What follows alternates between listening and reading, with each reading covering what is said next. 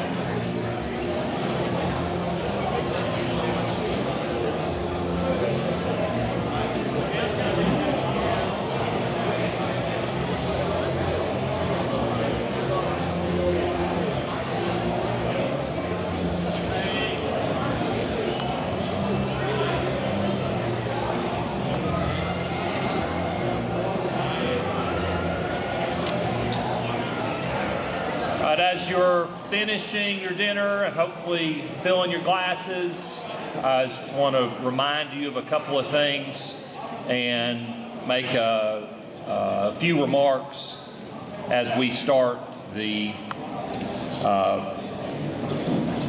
award and recognition part of the evening.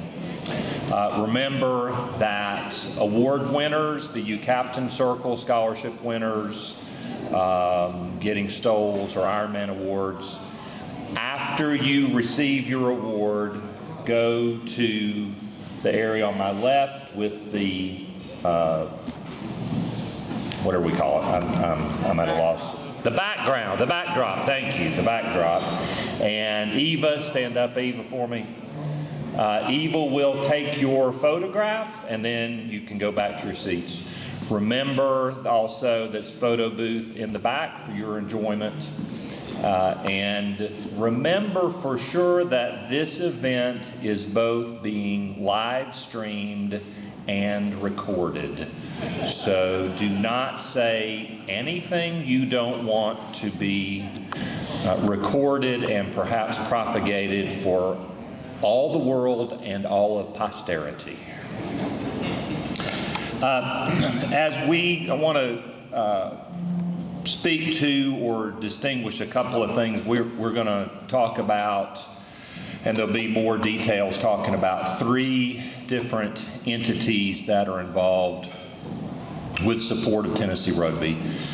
The first, longest standing, and the one that laid the foundation for any other funds that we raise is the Richard Sexton Memorial Scholarship. Richard Sexton, yes. I don't want to steal anybody's thunder. Richard Sexton was a player in the 70s who exemplified the characteristics of Tennessee Rugby. He died tragically in an industrial accident, and his friends and teammates almost immediately established the endowment that supports the scholarships that we give each year in his name. The recipients also embody these characteristics of Tennessee Rugby, and through that fund we support players, and we also ensure that the memory of Richard lives on. Second, which Scott Salmon is going to come up and talk about, is the Volunteer Rugby Foundation. And the Volunteer Rugby Foundation is best thought of as a non-university support organization for Old Boys and the Tennessee Rugby team. It is kind of how we interface. So this event is supported by Volunteer Rugby Foundation. The live streaming that happens at the Tennessee Rugby Park is Volunteer Rugby Foundation. When all of you generously donated to fund the travel for the team to go to Houston to win the national championship,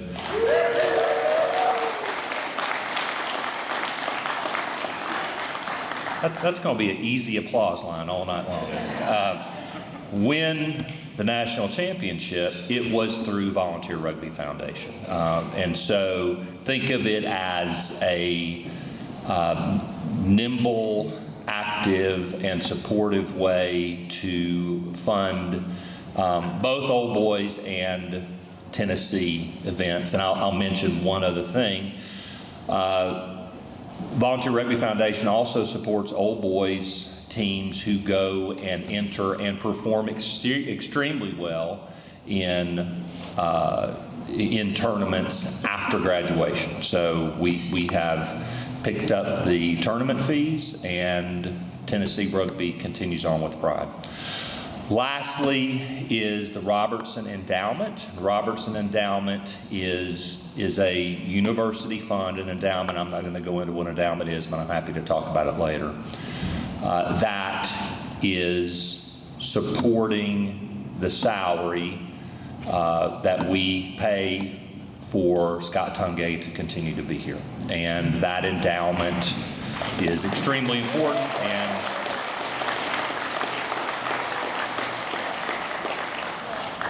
its existence is why we were able to bring Scott here in the first place. I also want to briefly mention that Bob Hampstead has generated a detailed history of the Moose Brothers. Moose Brothers are old boys, but there's also an awful lot of history of cross-pollination with rugby in East Tennessee, because these Moose Brothers were involved in Knoxville Rugby Club and set events, tournaments, and so forth. And Bob has his history, which he has had printed and is selling as a fundraiser for the Richard Sexton Memorial. True, Bob? All right. All funds will go as to the Richard Sexton Memorial Scholarship. At this time, I'd like to bring Scott Sandman up to talk a little bit more about the Volunteer Rugby Foundation.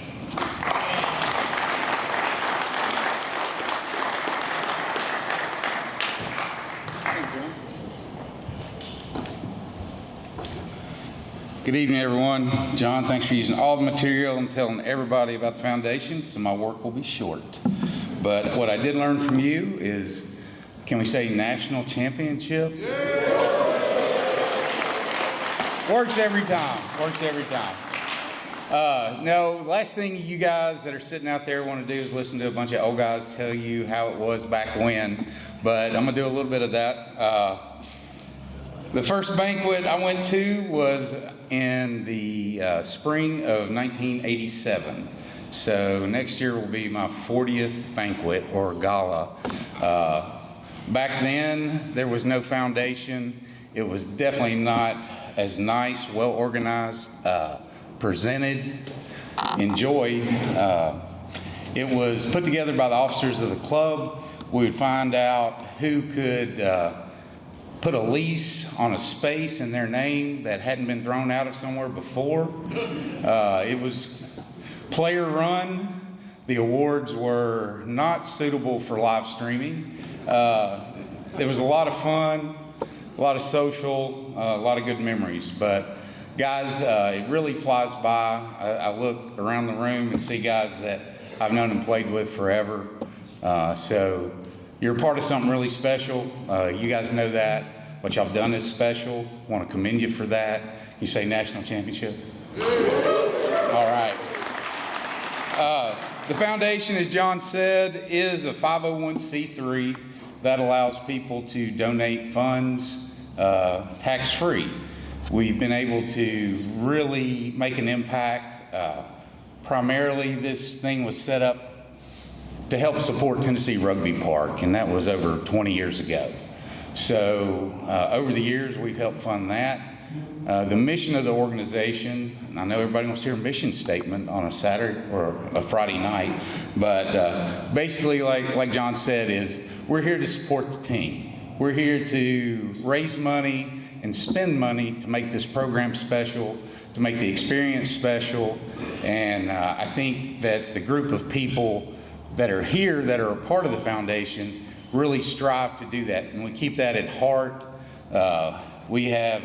We're the guys that are nerds enough to have monthly Zoom call meetings for hours discussing the minutia of how we're going to travel somewhere, afford buses, raise the money to meet budgets. So there's a real core group, and we've got most of the board here and present tonight. If you're a member of the Volunteer Rugby Foundation, would you stand up and be recognized?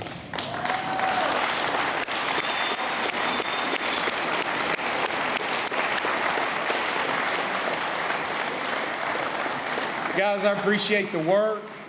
I appreciate you listening to me prattle on for too long at most of the meetings, but we've got a good core group that cares about this program, has been involved for a long time. We're adding new, younger board members. There's a time for us to go off and not worry about these things anymore and enjoy the last part of our rugby lives and experience with old friends. So if you're interested in service, if you're interested in paying back, if you want to be a part of this, don't feel like you have to be in East Tennessee to participate. We've got guys, like I said, we do it by Zoom. We've got people that have been far as away as Wisconsin, Florida, Virginia. So if you're interested in serving, reach out to me. Y'all can find me somewhere. As far as the things that we're going to focus on going forward, as you know, our time at Tennessee Rugby Park is winding down. It's been a good run out there, but you know, there's the move to Sutherland, there's the transition of not having our own fields that we're in charge of. So, you know, there's already talk about what's next, where's our next home field, and what are we going to do about that. And the foundation, I feel like the leadership there will help be instrumental in finding new facilities and new options. And then once that's identified, helping raise the money to create a home field for Tennessee again. So that's one of the things the foundation will be involved in going forward. Little things that we do, John hit on a lot of them. Has anybody in here ever donated money to the foundation? All right, you know that little link you get, and you get that nice thank you email, and it's from some company. Somebody processes your card or draws the money out of your bank, right? All right, without the foundation, we couldn't accept online donations. So that's just a little thing that we do. We'll continue to do all those things to make the behind the scenes things happen, so this continues to be a great organization to be a part of. One thing I'd like to thank folks for is when we started the foundation probably 19 years ago, a process of doing reoccurring donations. And you know, we know when you're a young player just getting out of school, may not be established, may not have a job, it's hard to reach in your pocket and make donations. But we've got a way to take small donations on a monthly reoccurring basis.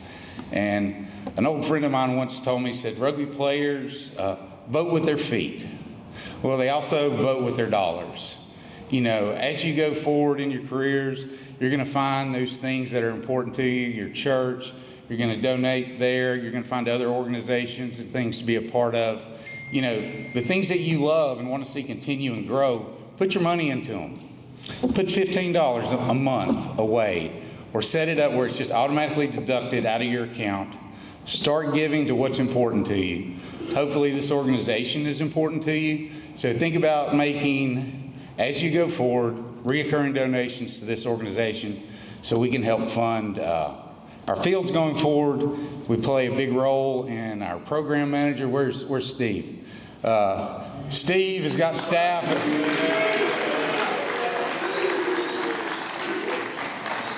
Believe me, I know what he gets paid because it comes through the foundation. It's not enough for what he does. It's a love of his to be a part of this. But that's one thing that the foundation does directly, is support that staffing salary that allows our coach to coach and not have to do administrative things. So we currently have, I think, 15 people that every month we get a debit out of their checking account. It raises about $500 a month out of those 15 people, after we pay all the service charges, the banking charges, and all that. So if we can find 15 more people that are willing to give $15 a month, we can finance all of Steve's salary on an annual basis just through those reoccurring donations. That's not much, is it? No, it's not. I'm not asking a big ask. We'd like to do better by Steve or whoever follows in his footsteps, but that all comes with the ability of the foundation to raise money, have the money to go out and support staff and those type things. So consider donating. Talk to anybody on the foundation. We'll figure out a way to take the money out of your wallet, out of your bank account, painlessly, often, on a regular basis. That's what we're good at. That's what we're here for. And that's my time. I want to thank y'all for being here.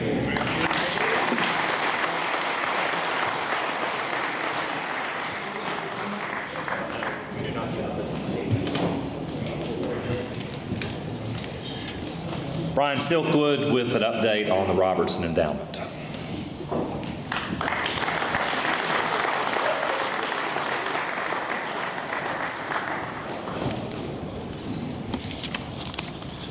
So as John said, the Robertson Endowment does a lot to help fund and keep this organization running for the next 50 years beyond the ones that we've already had.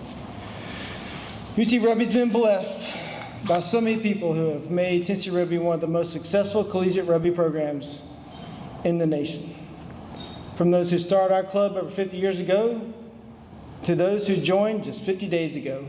Boys, Scott tells me that you all have one heck of a 2026 recruiting class coming in the fall.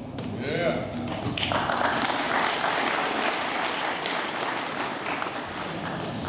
We are all brothers of rugby. While the first brothers of UT Rugby have been around for many years, the most important brothers that we've had so far are the coaches, Marty and Butch.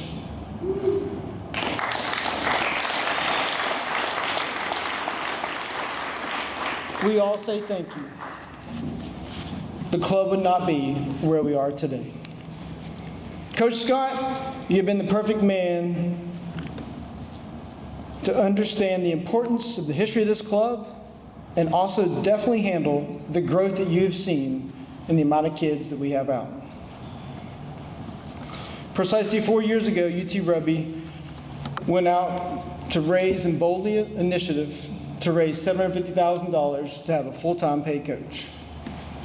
I'm here to tell you today that we have in-house right now $280,000 in the bank right now after paying Coach Scott for the last few years. This time last year at the Gala, I asked 6 people to donate $5,000. Many of them are here tonight. They did. That raised 30 grand. I had a match from a corporate sponsor to match that 30. That raised 60,000 that night, this time last year. Since that point, I'm proud to report to you all that we've had an additional $340,000 pledged to the Robertson Endowment.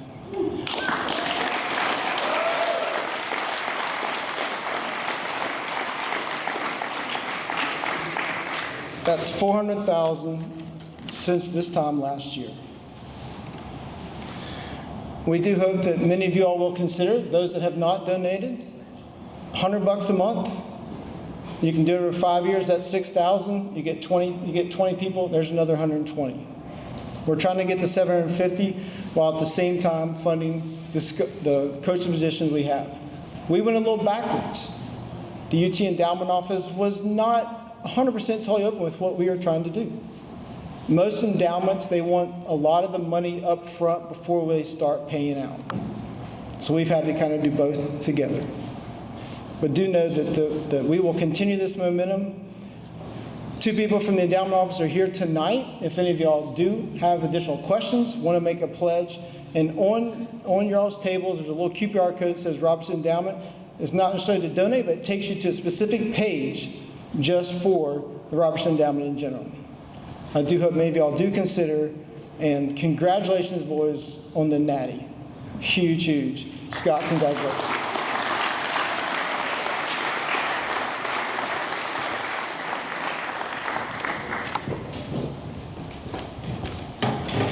Logan McNeil to talk about tonight's silent auction, Values and Treasures.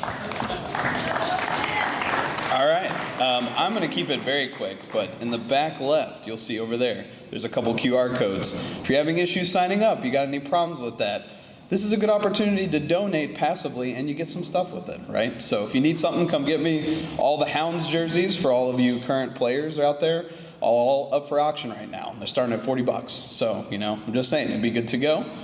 There's also some bottles of whiskey. If you look back there, there's a driftwood thing. Our boy Mike Weldon made that by hand. Mikey, right? Yeah. Artisan Mikey. I know. Crazy. So hey, if you guys got any questions, come find me. I'm about to walk to the back. Happy to help you guys get set up and ready to go. But let's raise some money for this club. All right? Thanks, everybody. Oh, and the wine tasting with Butch. So those of you who don't know, Butch loves to have a little bit of a wine tasting and host it here in Knoxville. So you got to be Vanessa Silkwood if you want to do it. So, if you're interested, come find me and we'll all be together against her. So come find me.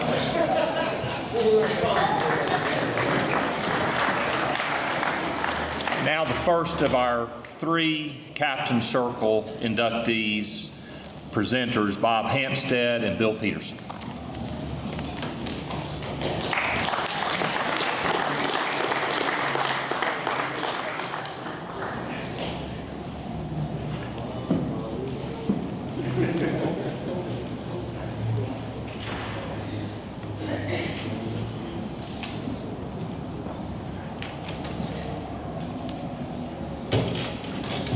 Okay, how many red lights are there to Walmart?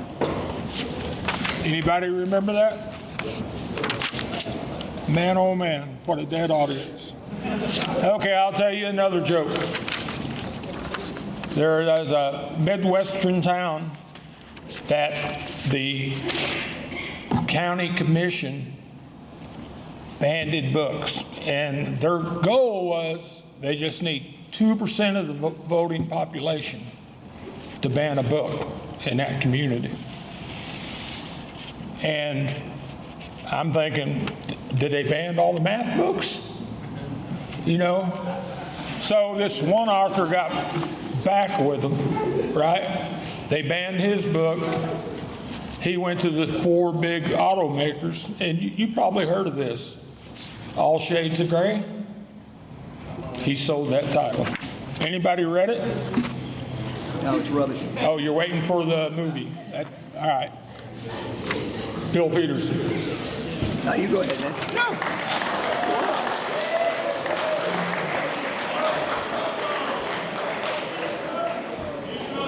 So when we were discussing tonight what we were going to say about Bob Miller, I called Hampstead and I said, well, what do you want to say? I don't want, we don't want to walk over one another.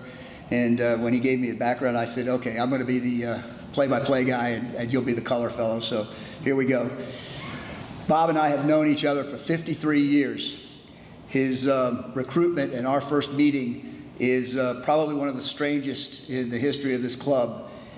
Bob was in the showers of the old Student Aquatic Center washing off the chlorine and bacteria of the pool system. And here came Louis Guinard and myself from a practice, washing off the dirt and sweat from a practice down on Fulton Bottoms. And we saw Bob, we started talking him up, and I guess between Louis and I, we talked him up well enough to come down, and he came out and stayed with us for a long, long time. He had a good playing career. He started out as most players who were learning in the second row, you hiding them and getting that out of the way. But he eventually moved to the front row, where he played both as a loose head and as a tight head. And he was sort of our, I don't know, Swiss Army knife. He could move in different areas, and when we needed him, we had somebody injured, or we needed a guy to come in or something like that. Of course, we didn't have substitutions in those days, but he provided that for us. After his playing career, he became a member of the Richard Sexton Scholarship Fund and Committee, and he is one of the 4 original members.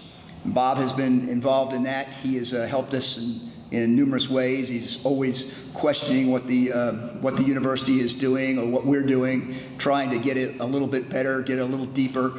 And now as we're a little older, we're trying to build the base of the scholarship, so we can offer more money in the future years to come. Bob's wife, Charlotte, and his son, Russell, are here tonight. If you'd please stand up.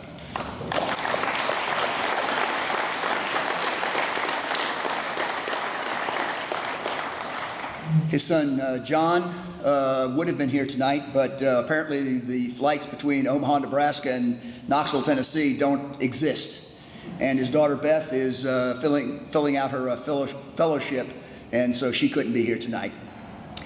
I think back on the 53 years Bob and I have known each other.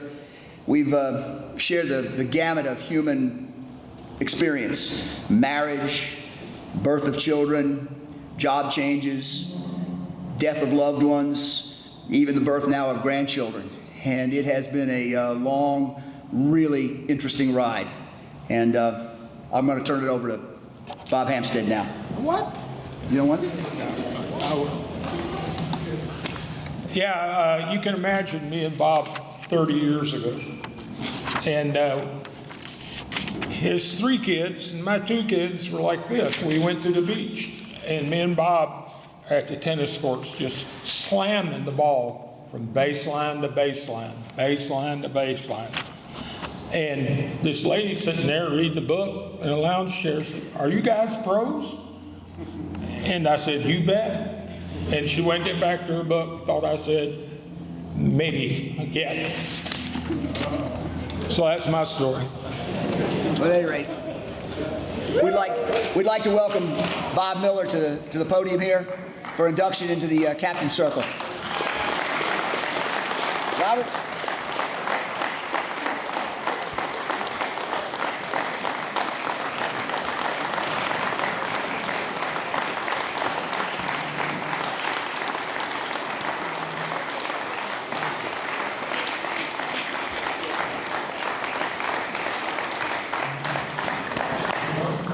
Don't do it, big guy.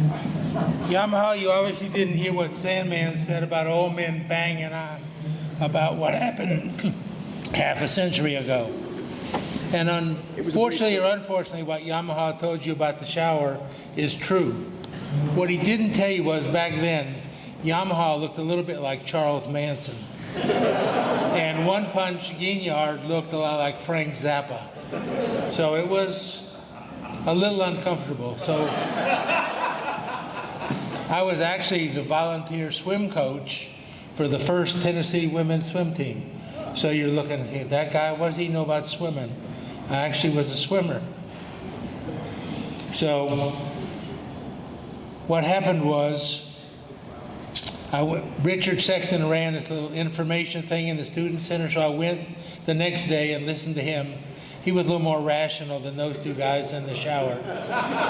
So I went to practice at the end of the week. I was a little too frisky in the line-out drill, so K-Chunk gave me an elbow in the head. And Richard took me up to the tap room, bought me a pitcher, and Larry gave me an ice bag for my head. And I kept playing. I mean, by the time I got selected for my first match, I knew about half of the rules. I had a general knowledge of what offsides was, but you know, it was a totally different era. So I look out here at all these young folks, and probably 52 years ago, some of their parents weren't even alive. They were still just something waiting in the gene pool. So it's been a long and strange journey. So I'm going to cut out a bunch of stuff in the interest of time. And thanks to Mr. Molesworth, he told me not to say anything that I didn't want on a pixel for the rest of my life. So I've left out a lot of the nicknames that Bobby gave people. Many of those we cannot say here. Some of them had to do with Navy jargon for cute people on long voyages. Anyway, so after one of the end of the season rugby parties at Butch's house, the next morning, about 6 in the morning, Bobby showed up at my door, banging on the door, said, "Get your jacket. We're going to the ERU selection match in Atlanta." I'd probably been asleep about 3 hours. And he had half a keg of beer from the night before with a hose stuck up into the passenger compartment of an old Pontiac Catalina. And he had a bag of biscuits from Smoky Mountain Market. And we took off to Atlanta. And so we go to the match. And we go to a reception downtown later for all the big dignitaries of USA Rugby and ERU then. It's organized much differently then, or lack of organization. So we get there and we need tickets to get in. And Bobby explained to the couple of ladies at the table when we got in there. We were the pros from Dover and didn't need any dang tickets. So we proceeded to enjoy the party and dancing for a while. About an hour later, I see him carrying somebody literally over his shoulder, coming through the dance floor. And he comes over and sets her down in front of me and said, "I think you'll like this one." And it's that lady right there. So, Let me add something real quick. If any of you guys want me to pick up your girlfriend, just meet me over at my table. You'll be surprised. So she left, went back to Mercer where she was in school, and our ride with the Pontiac Catalina had left us in Atlanta.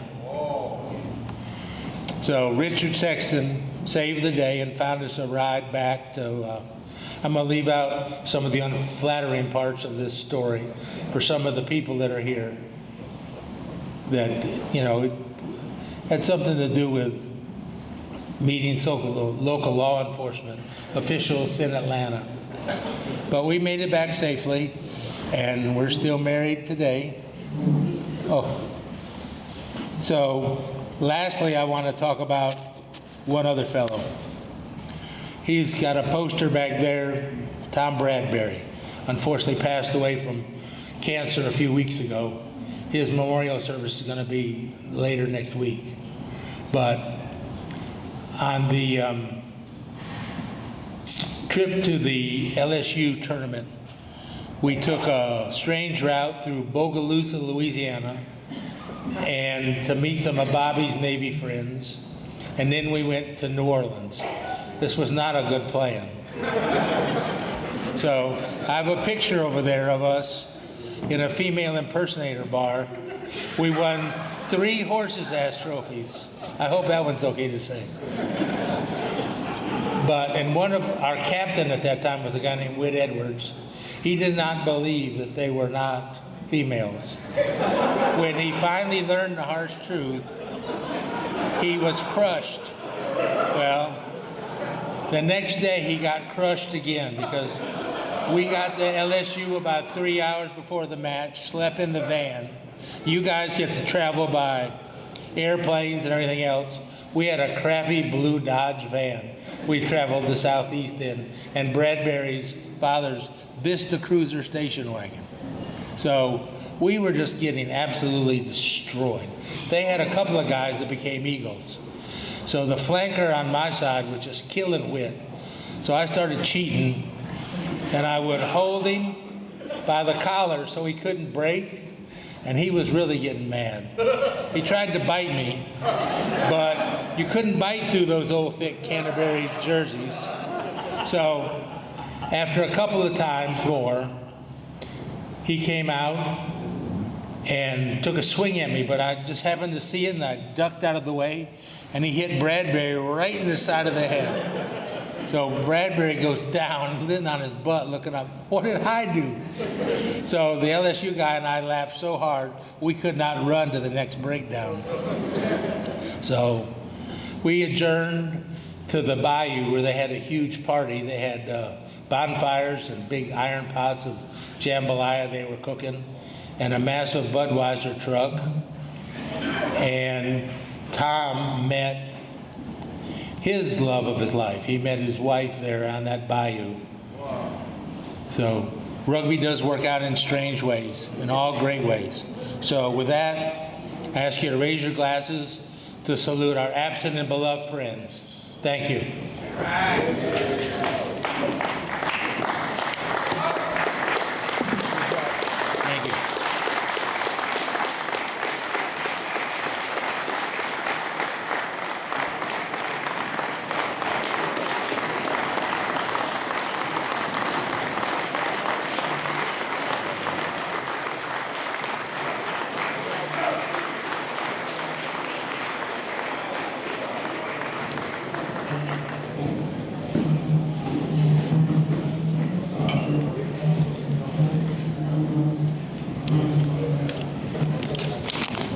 photographs are being taken. Scott Tungay and Stephen Harris come to talk about season summary. And remember, award winners, stop at the backdrop and let Eva get your picture before you go back to your seat. Thanks, Dr. Shaw. There you go. All righty, thank you, everybody. Just so glad all of you could come here. I think we're just so grateful for everything we get to do. Grateful to coach you guys. Grateful to be part of this community in Tennessee. Grateful to be part of this game, and just loving these old stories. I have a feeling the parties at Butch's house need to make a return.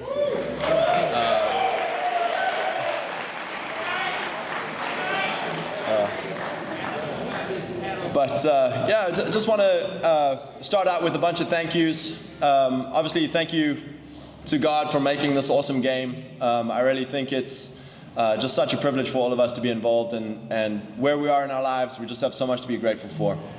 I'm grateful to my wife. Thank you for coming along and doing all the laundry and selling the merch and doing all the things.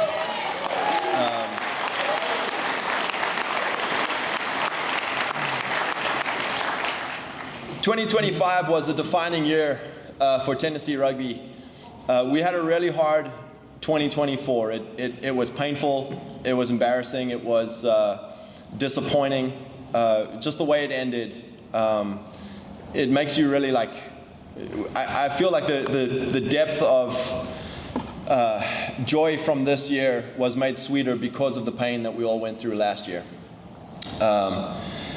To the players, you guys, you went home for the summer and you were committed to one last ride, especially my seniors. These guys were my first freshman class. So when I arrived in 2022, it was Marty's last recruiting class, very good. Just a great bunch of boys. I didn't know anyone in the team, so it was really hard for me showing up 50, 53, 54 guys. I had to learn, 54 names. I had to learn all my coaches' names. I had to learn all the old boys' names, because that was the first weekend I was down there. We did Old Boys Day in the fall that year. But what I remember is all my freshmen, because they all came in at the same time as me, and just what a special 4 years. I wish I could, take 10 minutes on each of you guys, but I just want to let you guys know how special that has been to me this last 4 years together, learning about Tennessee together, learning about how we play rugby at Tennessee, how we do life at Tennessee, how we do family, school, rugby. It's been an awesome 4 years, and I'm just so grateful for each and every one of you. We had some phone calls over the summer, and one of the things that we majored on last year was getting back on the horse. If there's adversity in life, if things aren't going your way, get back on the horse. And we really, with all the seniors, let's go for one last ride together. Let's go for one last ride. And man, this year was just awesome. We straight out the get-go, we put it to Queens, we put it to Ohio State. And I think Mikey Weldon at some point came over to me, and you know how Mikey is, and he's like, man, this team is special.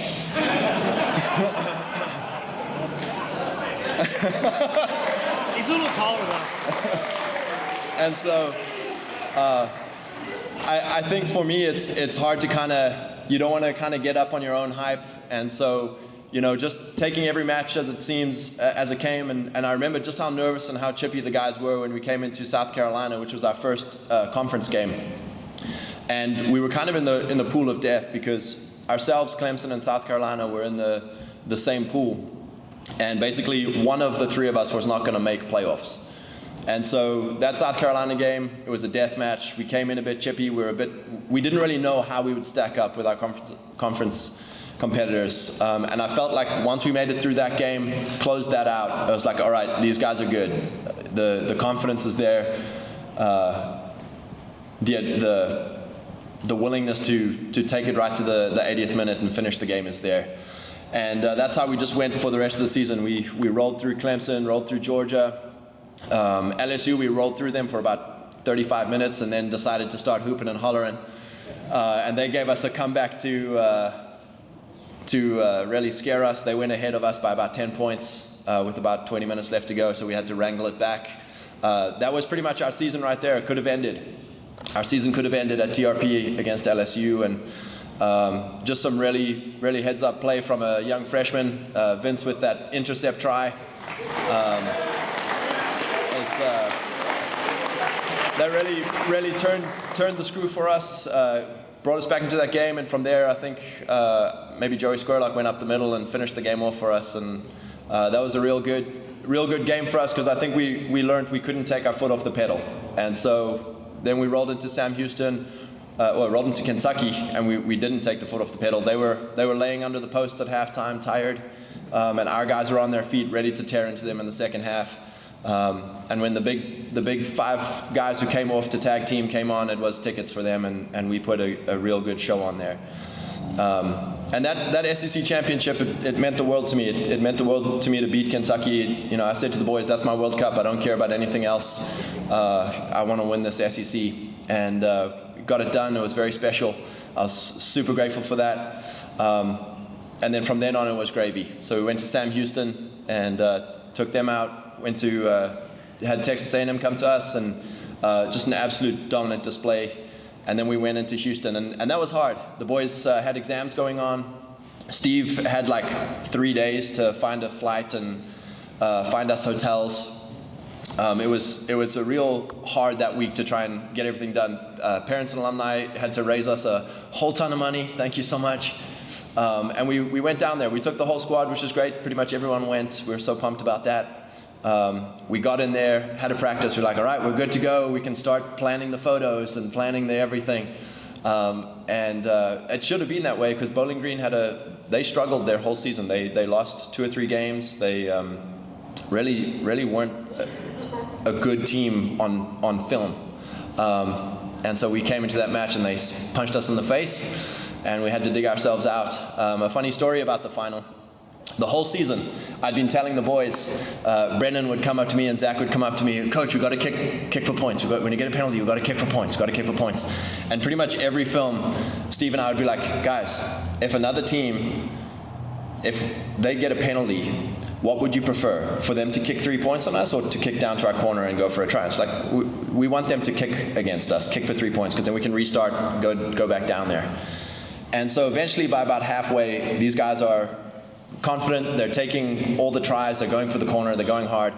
And so in that final 10 minutes of that championship game, we get a penalty about 30 meters out, and I'm just like, send the kicking tee on, just get that thing on. And the seniors over there turned the tee around, sent it off, and they backed themselves to go for the try line. Roman scored that special try, and there was a great 2 or 3 minutes there where they had to now kick the ball back onto us. And that choice is probably what actually won us that match, because if we had gone for points over there, we would have gone only 1 point ahead. They would have restarted with about 5 minutes left, and we would have had to dig deep to not give away a penalty or something that they could kick. So that choice, that ballsy choice, very brave. And that's what I really want to commend all you players. We've gone on all season about work rate and bravery. It's what we talk about before every game. The 2 things we want to embody is work rate, work hard for your mates, work hard for the Tennessee shirt, and work hard for your family name, and be brave. And man, from the third side to the first side, that's what these guys have done. They've every one of you can have a lot of self-respect for what you guys have done this year. So I'm really proud of you players.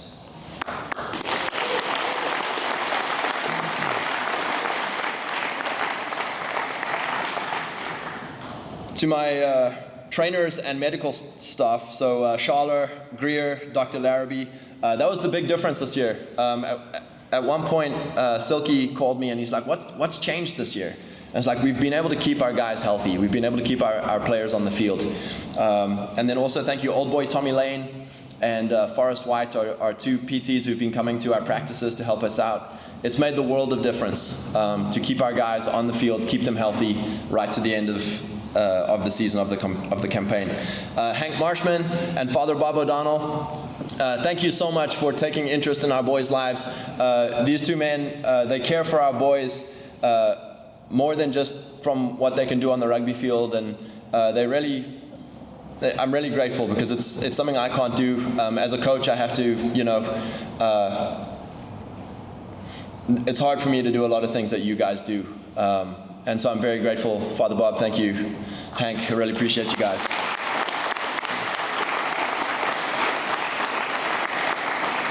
My two forward coaches unfortunately can't be here tonight. They both had family obligations. But Matt Noss took our lineouts, our very quick picks, where our forwards pick and go very quickly, got a lot of teams offsides, got a lot of line breaks. Matt Noss, he's always lecturing the players. He's like, all right, guys. Don't complicate it. Just go. If there's a line break, just.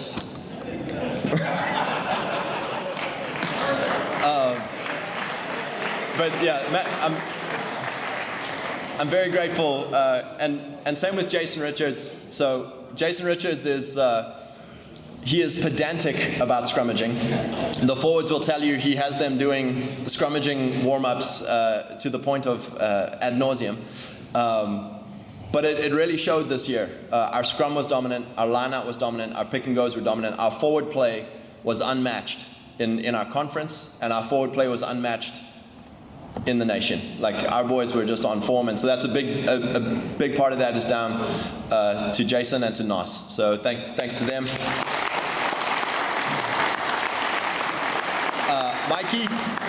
Mikey Weldon's our energizer.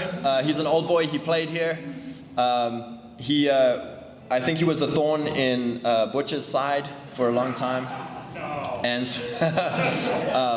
but he's. Thank you so much. You really you spent a lot more time with us this fall than you've been able to in the past, just with your busy schedule. And just that mindset of give your everything. It comes through to the boys, and I really appreciate you taking your time to be with us, Mikey. Thank you. Sammy Anderson, also an old boy, also a thorn in Butch's side. Thank you so much. Sammy has been our backs coach. He's been helping the guys with their kicking, with their skills. But more importantly, this spring, he allows me to go and recruit. So I go watch high school matches in the spring. He has to take all the guys around the country to play sevens. So thank you, Mikey. Thank you, Morgan, for being flexible and looking after the baby while Sammy's in DC or in Clemson or all over the place. Thank you so much, Sammy and Morgan.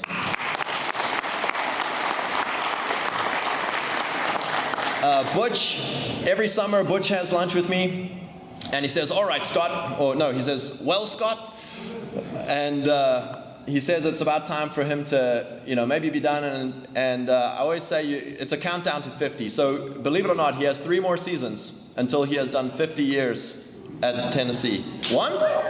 No, it's 3. Round up to 3. He says it's 1, I don't believe him. I was reading through Bob's old book on stories and about the old boys, and it was an old boy newsletter from 1996, and it was talking about an update on Butch, and it said, that old bastard, Butch. This was 1996, that's 30 years ago. So he is now a vintage. Thank you, Butch, and I remember right at the beginning of the season, after we were all on our high horse, probably after the Ohio game or something like that, Butch gets all the boys together on Fulton Bottoms, and he says, sit down. All the boys sit down, and I'm like, this is very interesting. It's like almost like we're about to get wisdom, timeless vintage wisdom here. And he says to them, if you guys want to be a championship team, you have to have championship standards. And I remember that talk because after that, I feel like the boys they took it seriously. We've had a really high standards from my guys this season, and Butch, that's a big part to you, so thank you.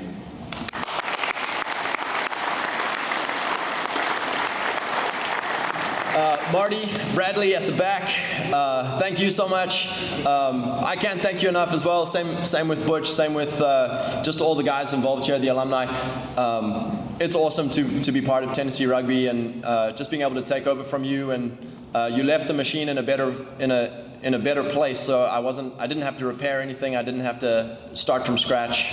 Marty carried this program on his back for quite a few years, and even while I've been coaching, he's been doing stuff with the fundraising, doing stuff with the alumni, doing stuff with the parents, taking care of the rugby park. And he's been the commissioner of our conference, which Steve is the new commissioner. Very nice.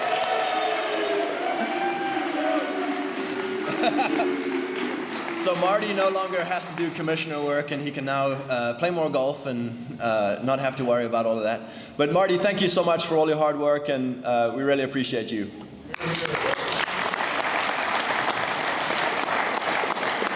Steve was an old boy here. He played in the 2010s. He really cares about this program. He loves the boys. He loves Tennessee Rugby. He takes it very seriously. I lean very heavily on Steve. He does all of the logistics. Like I said, when we figured out we had to go to Houston in about 3 days, he literally got all the hotels sorted out, the flights sorted out. And it wasn't just flights, it was take everybody to Nashville, take everybody to Houston, take everybody from Houston to the airport, et cetera, et cetera. And so, Steve, all of your work that you do behind the scenes, I'm very grateful for that. But even more than that, I was listening to a podcast recently, and the guy was talking about defensive systems on a rugby field.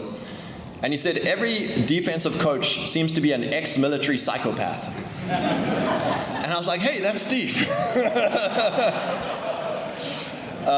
Steve's a big part of our defensive structures, our defensive intensity. I think if Steve could go out there and be right there with the boys smashing through walls, he would be out there. He'll be out there tomorrow if you want to get your ticket in.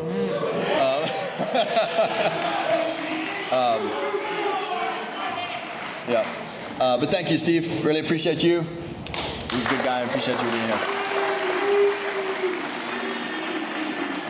So, all of these men, they have busy lives with full-time work, full-time businesses, families, and they really burn the candle at both ends in the fall and in the spring. And so I'm super grateful to my coaches. It's a privilege to be the head coach, but pretty much 90% of the actual coaching work that gets done is my assistant coaches, and I could not do it without them. They're such a huge part of this program and the success of this program. Thank you, guys. And then my alumni, my esteemed alumni, thank you so much. You've built the program for us. You've carried it on. You support us. Part of the VRF as well, just with how you guys have supported us this season. It's been awesome. And our dear parents. Our parents have been super involved. This is, the motto of this program is family school rugby. I love the parents being involved. I love the parents traveling. I love the parents, the emails I get back and the phone calls and the messages and I just love so much that the parents care so much about their boys having a great time. And it shows. The boys have had a great time. And so thank you so much to my alumni and my parents.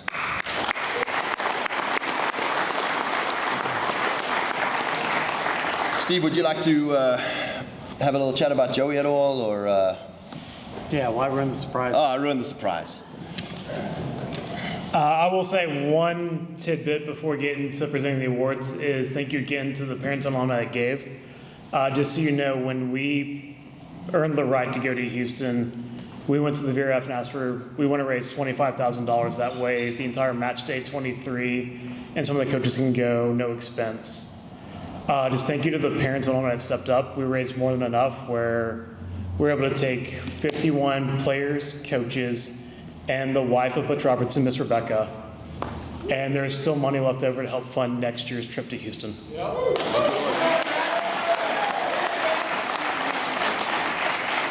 Without further ado, I know there's some old boys in the back who were around when Cool Beans was founded, much to your chagrin as you elder millennials. These days, Cool Beans has a line, so I'm going to try and speed up the rest of these speeches, minus the Captain Circle inductions, because I hate lines. And I'll try and make the rest of this fast, so I won't do some long-winded speeches for a lot of these awards. So to paraphrase Good Will Hunting, this boy's wicked smart. The Scholar Athlete of the Year is Joey Squirlock.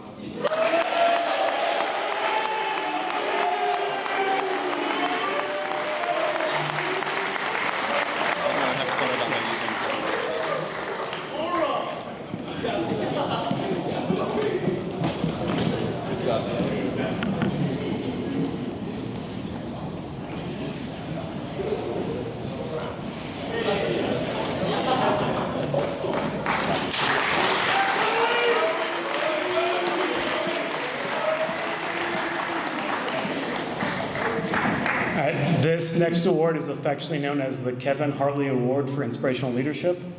I believe this young man might be the first person in the history of the club since we started this award who's won it twice. A little brief backstory, Kevin Hartley was known for being a brash, loud guy who yelled at Cal, which is not a wise idea. So it's ironic that the first person to win this award twice is a California kid. The 2026 Kevin Hartley Award for Inspirational Leadership goes to Michael McGettigan.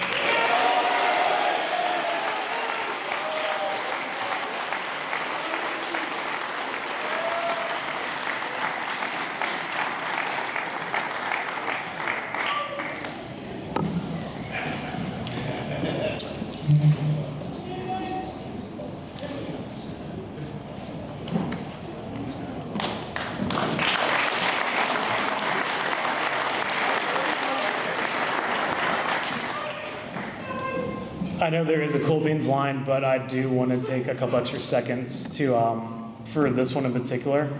This next award is the John Shaw Award for Dedication and Service. I can't say enough about the young man we're about to give this award to. He's been through a lot.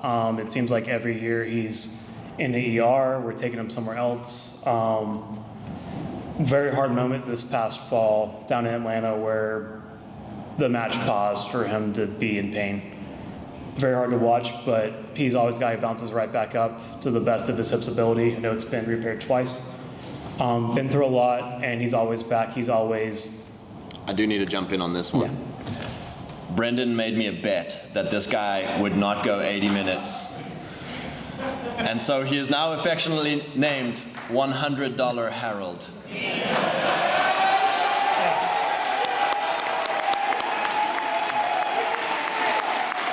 I'll say, Harold Hacker, make your way up. For the sake of the Cool Beans line, I'll keep speaking, but take your photo.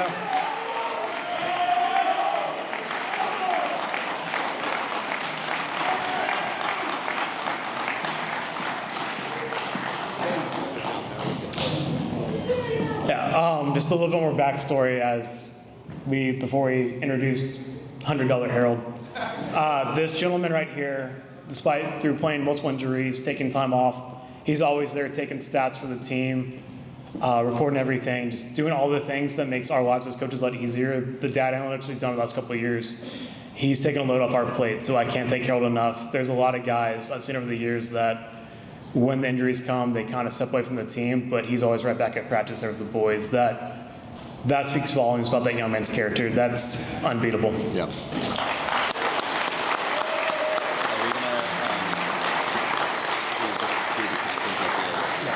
Let's do the 15s. Alrighty, so this year's 15s Player of the Year, SEC All-Conference Team, Collegiate All-American, SEC winner, a national champion, and the MVP of the national championship final, Brendan O'Neill.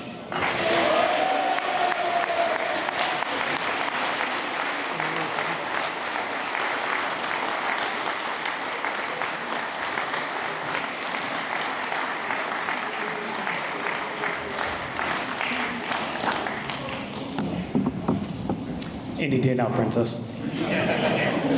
I'll kick your ass tomorrow. You gonna kick for points tomorrow too, or not? Just one.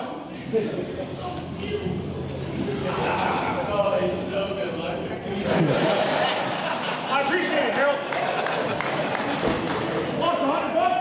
So this next one, Scott and I are rugby purists, so we prefer 15s, but we do like to win 7s, so we'll make a bigger deal about it this next season too. But this young man came to us as a very accomplished 7s player, has reminded us that 7s has a place in this program and keeps pushing us forward in that space. Has done a lot for us this last CRCs. also steals the ball on 15s, but the 7th player of the year is Zach O'Reilly.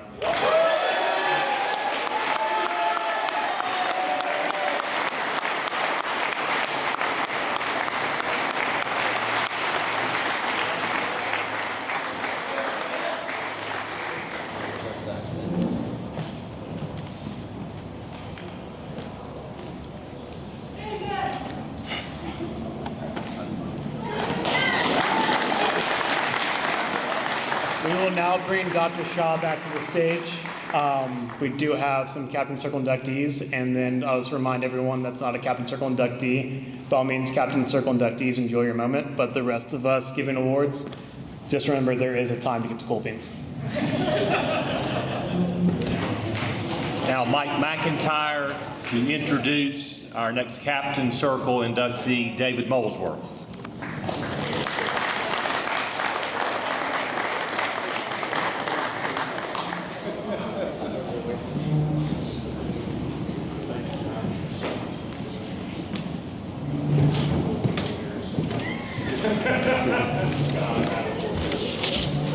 I'm the first one bringing a bunch of papers up here.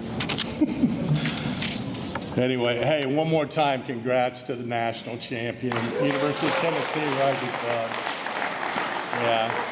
'Cause I mean, when we were back in the day, and that was a long time ago, 40 plus years ago, we would have loved to have had the opportunity to get there, but we never got there. So congrats, guys, and cherish it for sure. But anyway, so first things first. So when I look at David Molesworth, I think of a guy who gets things done.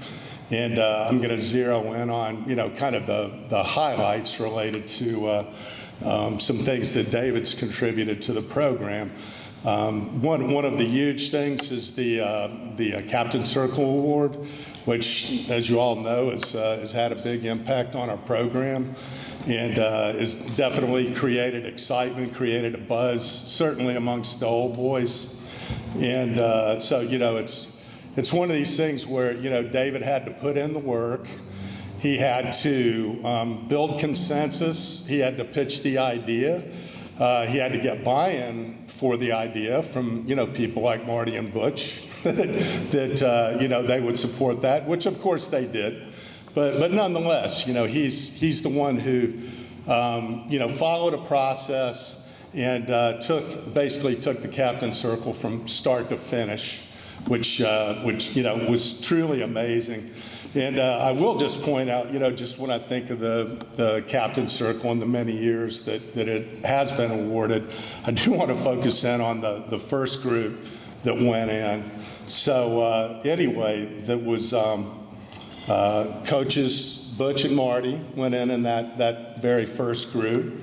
Iron Man Bob Hempstead went in that first group. Our first U.S. Eagle, Danny Paris, went into that first group. Jim Piles, who's one of the founding fathers of UT Rugby, went into that group. And of course, posthumously, Richard Sexton was inducted into the Captain Circle, which we all thought that was just, so amazing to be able to recognize Richard and share that experience, certainly with, Bob, Yamaha, all the old boys, Bob Miller, all the people that were really close to Richard. So good on you for that as well, Dave. That was another thing that was pretty cool. So meanwhile, he was also, at the same time, he was laying the foundation for the 50th anniversary rugby documentary, which was a labor of love, right, Dave, for 5 years. David basically had to persevere, for that one to hang in there. But he interviewed over 50 players to pull together, all those interviews. And then with his UT broadcasting degree, he applied it well and filming the video, editing it, and bringing the finished product to us. after, like I said, over a 5-year period. And that represents the first 50 years of UT Rugby. So we might need to have a doc for these national championship guys. So something to think about, David. Don't worry, I didn't just volunteer you. I didn't just volunteer. Okay.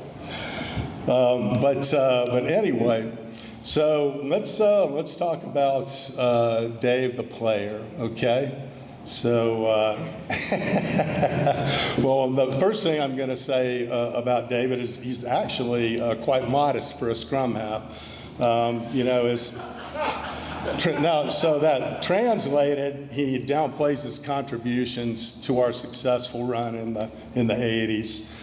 And so you know, it always gives me a chuckle, you know, because David's like, you know, what did I really do? And I said, dude, you are our scrum half. And you know, Butch would not have played you at that number 9 position if you weren't pretty good at the job. So you know that for certain. So anyway, but you know, in addition to that, Dave was tough physically and mentally, calm under pressure, playing a position when, you know, you're always under pressure. So you got to deal with it, or, you know, you're going to walk over to the sideline. He had a great ability to dig the ball out of a scrum or a ruck and find somebody in stride on the burst, Rob Farley maybe. So anyway, Dave could also, again, for a scrum half, he could lay a lick. He could bring people down, which as your number 8, Dave, I did appreciate that. He could bring humor to tense situations to bring down the temperature. It's a valuable quality when the boys are running hot, am I right? So he's that guy that would come in and kind of, you know, lighten the tension, I guess you'd say. And so whether he knows it or not, he was loved by his teammates. And, you know, here's one. So this is just so you don't think this guy is perfect, and nobody is. So Dave was known to have an edgy sense of humor. So he would venture into the smart-ass zone every once in a while. Am I right, Butch? So David was particularly saucy when we were doing one of Butch's unique conditioning drills. You guys know what I'm talking about? Some of you do. But anyway, so yeah, you know, he definitely would give it back to Butch, which was kind of fun. So anyway, so to get down to the brass tacks. So, you know, as a player, teammate, old boy, creative force for the program, and Dave, you know, definitely has the respect of the rugby community. I believe that, and he definitely earned the respect from his number 8. I can tell you that. So hey, it's my pleasure to say to David Molesworth, my scrum half, teammate, and friend, welcome into the captain's circle, buddy.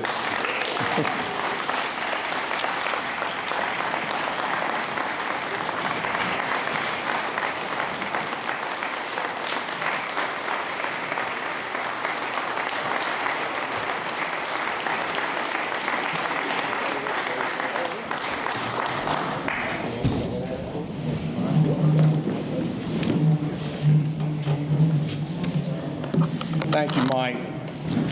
Jason, I don't know about you, but Miller set the bar pretty high talking about Navy and cross-dressing bars, so I don't know what you got in your speech, but I'm not topping that. All right. I am a story guy. I love stories. And there are a lot of great stories surrounding the UT rugby team, from the happy accident that formed the club in 1970 to the heights of a national championship, another one in December. Every year adds to the incredible story that is UT Rugby.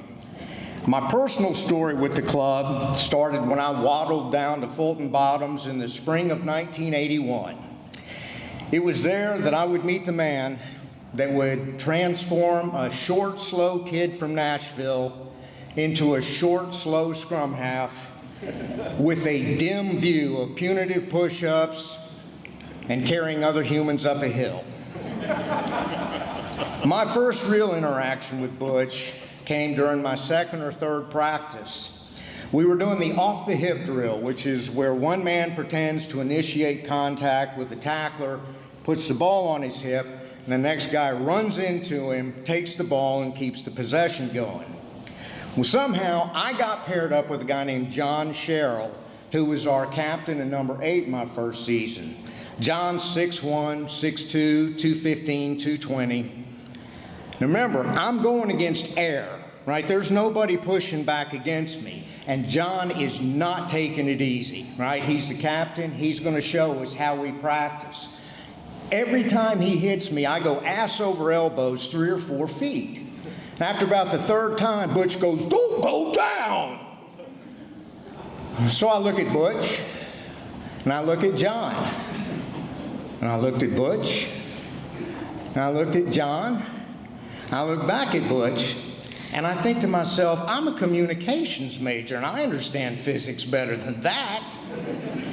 And it was then that I knew, I'm going to listen, but I'm going to question. Now, it was apparent early in my career that no opposing team's game plan needs start with must neutralize Molesworth. My role, however, was important, and Mike alluded to it. It was also largely thankless and unofficial, but my self-appointed role was to dull the edge. You know what I mean? He's wrapped a little tight. Everybody knows this, and I felt like from time to time I needed to loosen him up, right? He'd have us out there running laps around the bottoms, doing push-ups, carrying other humans up that hill, and I would try to remind him, rugby is supposed to be fun. That's why we're out there. I'd also remind him from time to time some of his antics, I think, were in violation of the Geneva Convention. I even wore a Halloween mask one time to practice, all in an effort to help him reconnect with his joy. Turns out, his joy is making us run laps, do push-ups, and carry other people up a hill. But I will say, we won a lot of games doing it his way, so it's possible he was right. Now, one thing Butch and I were always in lockstep on was that we were a much better team when somebody else had the ball in their hands. And I was here at the right time for that. We had a really great pack, tough, tight-knit group, absolute dogs in the front and second rows, one of them being the ultimate man, Mike Webby. We had smart, tough, tenacious, loose forwards, and then our captain and on and off the field leader, number 8, Mike McIntyre. The backs were solid all the way across, the sure-handed Pat Shires at fly half, bruisers for centers, including Wenger back then, and then nothing but speed on the wings with Keith Goods and Jerry Godfrey. Hell, even Butch didn't have to convince me the best strategy is to make sure some of those guys have the ball at the right time and in the right place. Now, when I graduated, I made the same mistake a lot of us make. I drifted away from the program. I got caught up in life and had no idea of the transformation the club had made from the arrival of guys with high school rugby experience. When I did reconnect, though, one of the most rewarding projects for me was to tell the story of the first 50 years of UT Rugby. The chance to better know the guys from that first decade that laid the foundation. Reconnect with my contemporaries to share our stories. And meet the guys that wore the jersey long after I was gone. It was all a great experience. And it was a story that deserved to be told, and it needed to be told by us. At this point, I do have to thank my wife, Samira. Honestly, if not for her gentle and often not so gentle encouragement to get it finished, it probably still wouldn't be done. She helped me record games and interviews and became the leading cheerleader for its completion. Now, I will say that I thought locking my office door from the outside and sliding food under was a little much. But we're in a results-oriented society, so thank you, Sam. As far as starting the captain circle, that was a no-brainer. A club that lasts as long as this has, and not just lasted, but has grown and evolved and improved. Well, they're doing something right. And the individuals who contribute to that, who do stuff on the field and off to make this club the success it is, well, they deserve to be recognized. I am proud as hell to be part of the UT Rugby fraternity. The friendships I formed over 40 years ago and still count on to this day are a gift I can never repay. I'm also proud to be entering the captain's circle with Bob and Jason, two great examples of what this club represents. All kidding aside, Butch, Marty, Scott, and all you guys like Mike Weldon and Sammy who have not only played here but continue to coach. Thank you for your unrelenting efforts at helping older kids become young men. That responsibility is huge, and I realize some of us make it a Herculean effort, but it's important and we all appreciate it. Finally, I want to thank all of you for this chapter of the story because it means an awful lot to me. Thank you very much.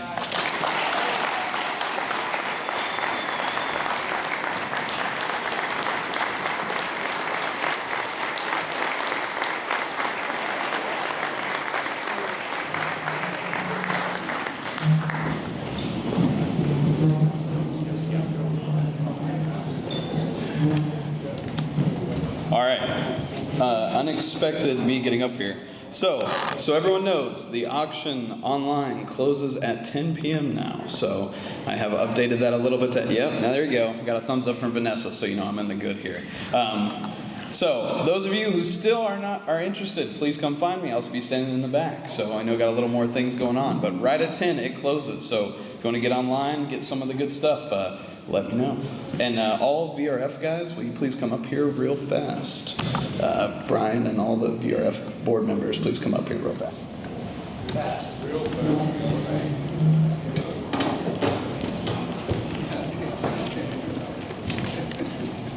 And while we're getting this photo op, Coach Tungay and Steve Harris, come. Anybody else? We'll do the Iron Man. Yep. Alrighty, so we're going to award an award for our seniors who. Perfect. Yeah, I'll get through them. This Iron Man award. In the old days, I'm led to believe there were no such thing as substitutions. So Butch, that was a real head scratcher, I'm sure, for the team sheet. But originally, this Ironman was awarded to players that started and finished every A-side and B-side match for the entire year. Over the years, the parameters were adjusted as the team grew and the competitive environment changed. In 2012, the qualifications were shifted from an annual award to a career achievement award that recognized the graduating senior student athlete that played every year of college rugby. Additionally, the player has held a leadership role in the team and played at the varsity level. So these guys, I'm going to call you up. You'll come and get your Ironman. But this is a big deal. I'm really proud of these boys. I'm going to call you up, talk a little bit about you. You'll get a photo with Steve, and then I'll get going with the next one. All to stay. Oh yeah, just all come up at once. That's so Steve's clever. All right. My first guy, Roman Funkhauser.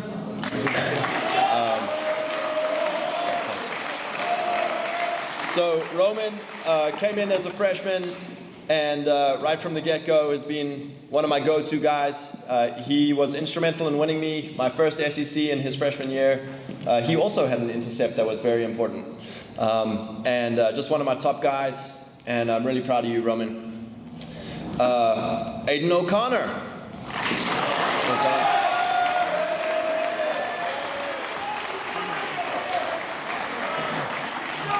Ocon will go down as the most successful president in UT Rugby history.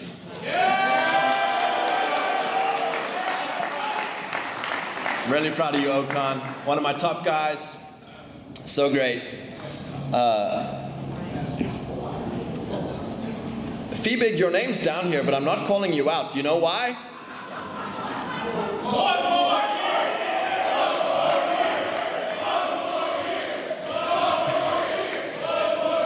Feebig, you can collect yours next. Well, you won't be at the gala. Give him the fall. Give it to him. Come on up, Feebig. One of my top guys. Feebig also came in as a freshman, not sure where he played, and very quickly made himself a solid name in the front row for Tennessee. Very proud of you, Feebig. Oh, I called him Feibig for the whole first camp week, and he sheepishly came to me at the end of camp week and said, Coach, it's Feebig. All right, Michael McGettigan. We've spoken enough about you. I'm proud of you. I'm proud of you.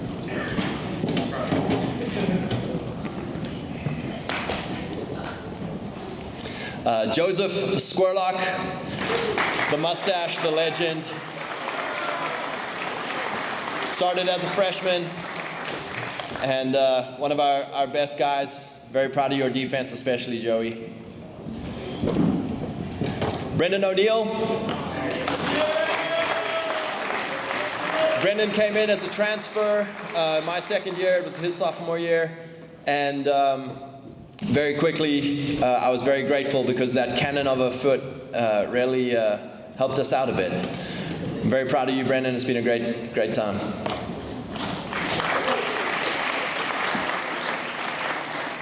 He's not here tonight, but one of my top guys, a real positive man in the program, a leader, Corbin Alexander.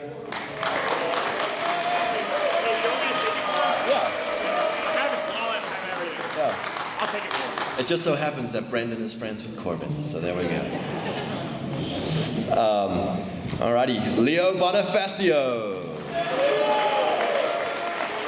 This guy came in as a freshman, and he was a bulldozer from the first time. I felt sorry for the kids, even just doing drills against him. And just really proud of everything you've achieved, Leo. Toby Fagan. Toby came in as a freshman, really skillful handler, could take the ball right to the line as a forward, and unfortunately in his freshman year, had a pretty bad knee injury, and he persevered, stayed with the program, worked hard, and I'm proud of you, Toby, for 4 years of hard work. Well done, man.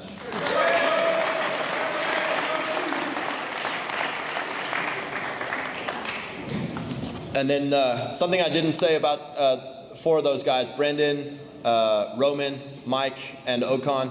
I leaned on you guys pretty heavily for your leadership as captains, and I'm really proud of you guys. And yeah, really, a lot of this season is up to your guys' leadership, so well done.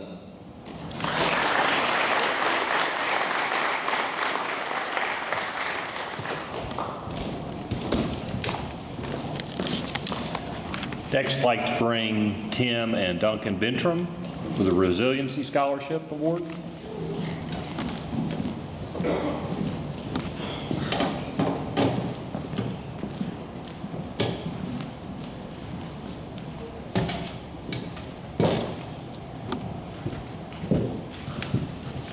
The award.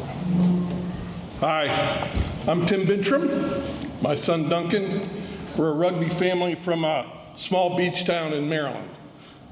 He came down here to play for Marty and liked it so much he stayed for 6 years and found a girl in one of his classes from Franklin, Tennessee, got married, and last year they bought a house in Knoxville. So he's now a full-time Tennessean. We sponsor the Resiliency Scholarship. The Resiliency Award recognizes a Tennessee player who overcomes extreme adversity and returns to contribute significantly to the good of the club on or off the pitch. This was established in 2022. Previous recipients of this award are Greg John Julio, Matthew Beacom, Brendan Bibb, and Bailey Black. Resiliency is defined as the ability to adapt to adversity, recover from setbacks, and thrive despite life's challenges. It involves mental, emotional, and behavioral flexibility allowing individuals to navigate stress and trauma. Some other ways of describing resilience are tenacity, perseverance, fortitude, and iron. All these are applicable in describing this year's honoree. Now, before this man arrived at UT, he was already a national rugby champion in his high school. In his freshman year, he was selected for the NCR's Rising Stars, a postseason showcase of the country's best young players. This season, he was nominated by the National Collegiate Rugby Organization as one of the 4 finalists for the D1AA Player of the Year, and also made their list of All-Americans. Pat Clifton of the College Rugby Show and the NCR said of this player, any number of Vols could have been named a finalist, but the second-year hooker is the drive behind Tennessee's reliably dominant pack with a keen nose for the try line. He was also listed on Alex Goff's Hot 100 list of rugby players. Despite a midseason shoulder injury, he was the second highest try scorer on the team with 8, contributed 40 points for the season, and chalked up a total playing time of 618 minutes. He scored crucial tries that secured the Volunteers' conference victories, and he was a monster on defense throughout our campaign. This standout showed his grit by playing hurt through the last 4 games of the season, including the sevens tournaments. He was there for the game against Lindenwood and every single playoff game, including the national championship final. Coach Tungay told me he had to move him from hooker to flanker as he couldn't take the scrum hits anymore. But we had to get him on the field to make sure he'd be able to throw in for us at the lineouts. He played all 80 minutes of that game and contributed heavily to our win. While just a sophomore, Coach Harris has informed me that this young man has already taken on leadership responsibility off the field as a team officer and works as a de facto recruiter, leading potential talent on campus tours when they visit Knoxville. We all look forward to his contributions in the coming years. So please give an ovation for this year's winner of the Resiliency Award, Nathan Balls-Raw.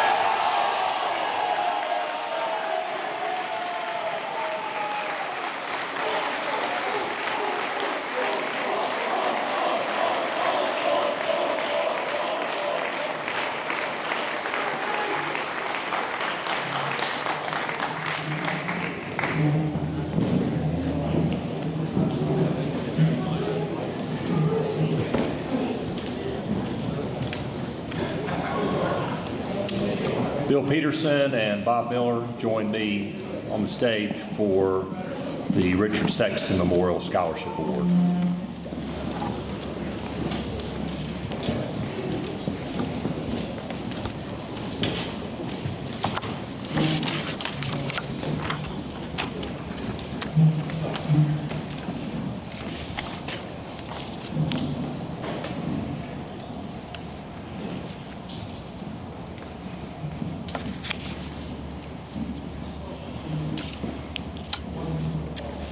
Before I begin tonight, I want to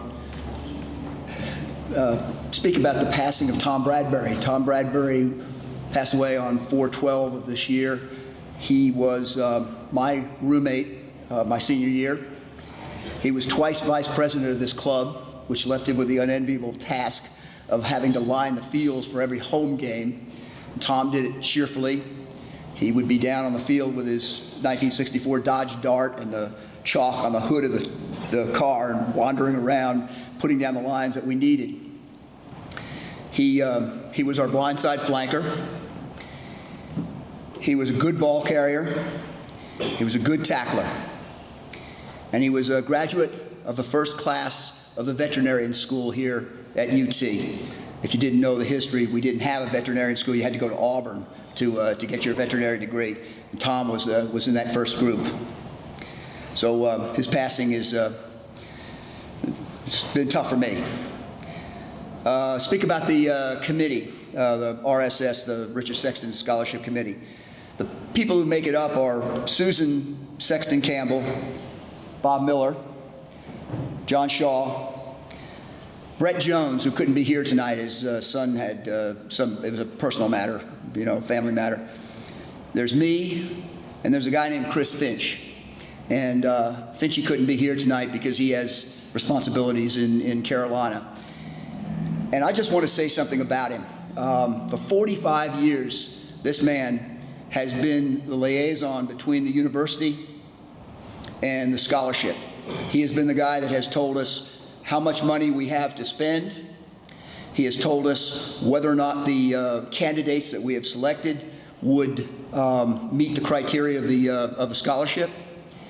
And he has also informed the university on several occasions that they don't need to let the recipient know before we have the event here, which has happened on a couple of occasions. So I want to say to Chris, thank you very much for the hard work that you've done for 45 years. And we so appreciate it. And we hope you'll be with us in the coming years. I had an exchange with Susan Sexton Campbell, and she told me that in the next couple of years she's going to try to get by here. So that'll be exciting. That'll be good. I was looking out in the crowd tonight, and I happened to notice that the very first recipient of the Richard Sexton Scholarship Award, Mike Webby, stand up, is here tonight.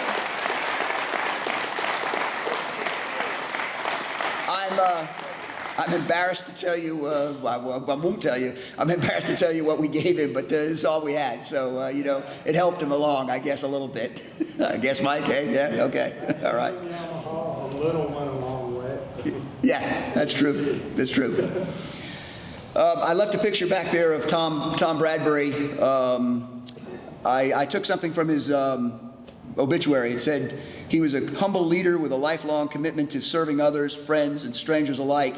His kindness, smile, sense of humor will be missed. To know him was to love him, and his absence leaves a void in the hearts of many.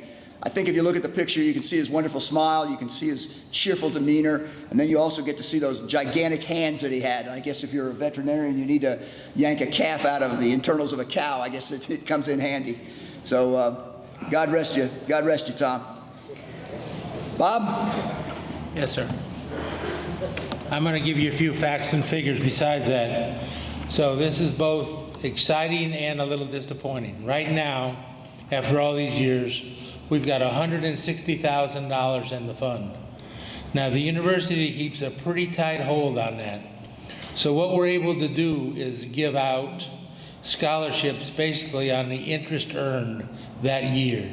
So the more capital we get in there, the more scholarship amount we can give out. So this year, Mike got 200 and we're giving out 3,000 each person.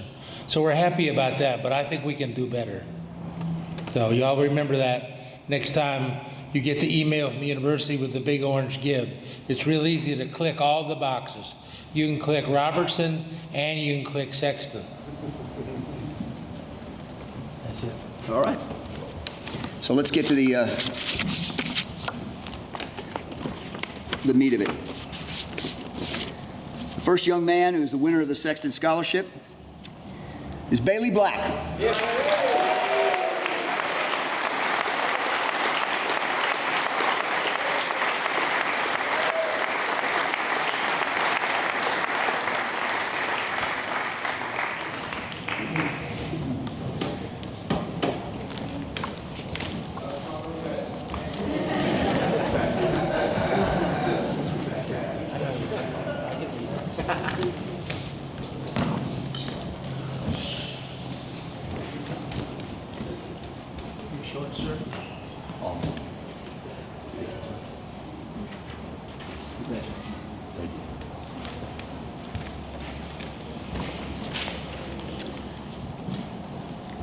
The second winner of the scholarship this year is Zach O'Reilly.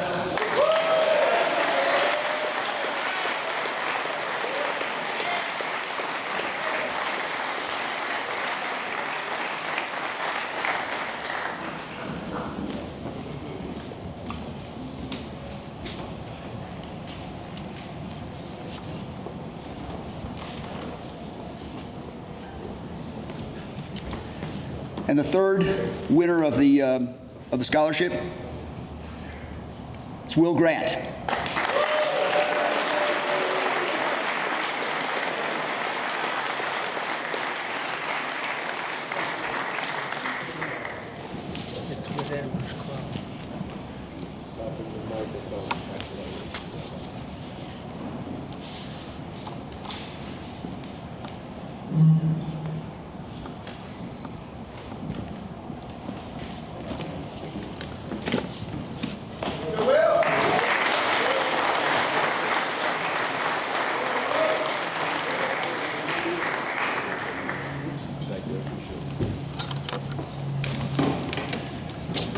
We're going to keep Bill Peterson busy with his introduction of our third Captain Circle inductee, Jason Barnes.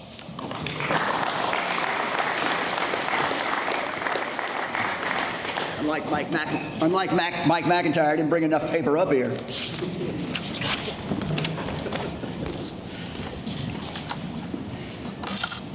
It is my great honor to present for induction into the Captain Circle, Jason Barnes.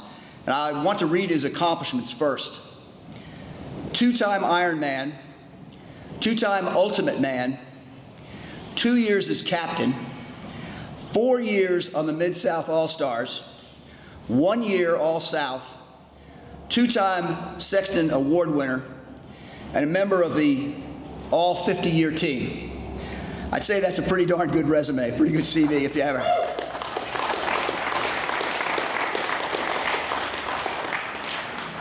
What I remember first of Jason was he was over 6 feet tall when he came to practice. It seemed like we had a team of 5'10" guys, and here was this guy that actually had some size, and he was moving around the field. He was coachable. He was a good teammate. He built great relationships with both the coaches and with the players.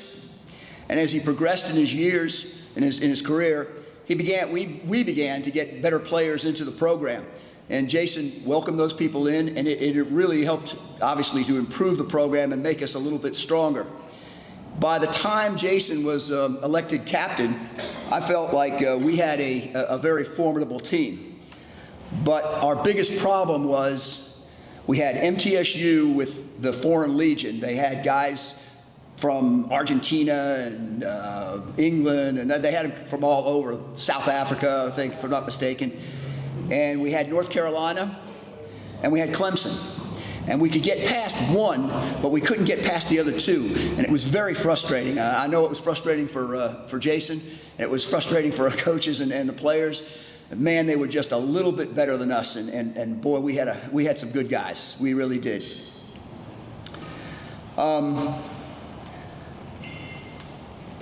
Talk a little bit about this team. You know, and winning the national championship is incredible, and the victories that you've had on the field is really incredible.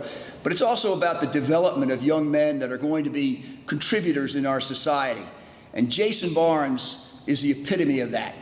He's a good man, a good husband, a good father, and a good man of business.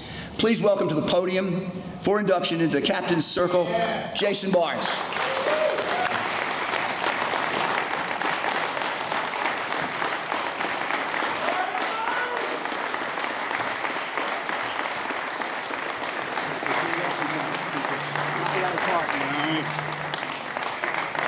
All right, well, the coveted spot of being the last speaker between a bunch of rugby players in the bar. So, yeah. Yama, thanks for those incredibly kind words. You're welcome, man. One of my coaches during my playing time, and one of the guys who was incredibly supportive of me through my career. But look, this is incredibly humbling. It's an incredibly humbling thing to be here tonight. And there's no way that I can thank all the people that I'd like to thank and get people out of here at a reasonable time. So let me say this. To the giants that came before me, that played in the generation before me, a lot of them here tonight, to the generation that I played with, and to all of you in this room that are carrying this club forward and developing this into something so amazing, I'd like to thank you all very much.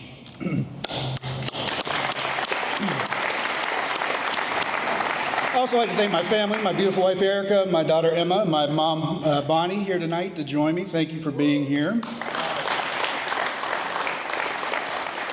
And look, it really is amazing how far this club has come. I almost can't believe it.